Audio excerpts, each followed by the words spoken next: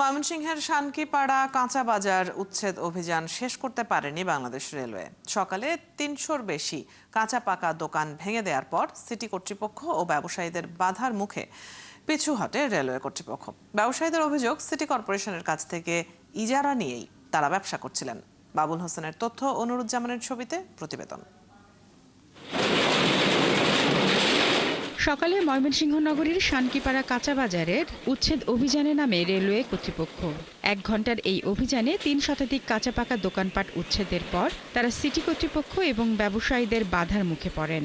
এক পর্যায়ে বন্ধ হয়ে যায় উচ্ছেদ কার্যক্রম।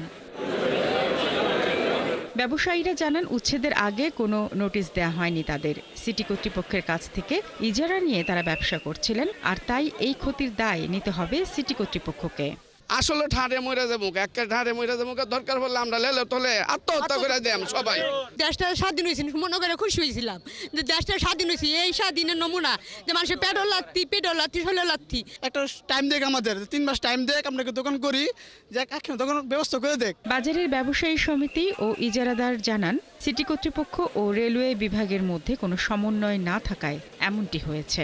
সিটি কর্পোরেশন অন্যের জায়গায় এসে তারা মাতবরি করব, আমি এটা দীর্ঘদিন যাবত এই কথা বলছি আমি, যে আপনারা মন্ত্রণালয় টু মন্ত্রণালয় কথা বলে আমাদেরকে ব্যবস্থা করে দেন। টোটালটা সিটি কর্পোরেশনের।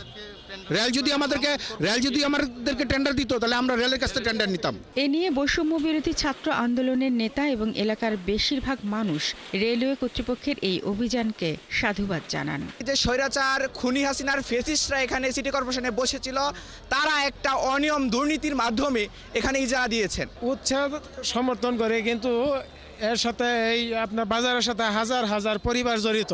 রেলওয়ের জায়গা তো উচ্ছেদ করবে, কিন্তু অনেকে এখানে এই ব্যবসা করে তাদের জীবন ধারণ করে, এদের ব্যবস্থা করার দরকার ছিল আগে। পরে রেলওয়ে কর্তৃপক্ষ জানায়, সিটি কর্পোরেশন এবং ব্যবসায়ীদের অনুরোধে বৃহস্পতিবার পর্যন্ত অভিযান বন্ধ করা হয়েছে।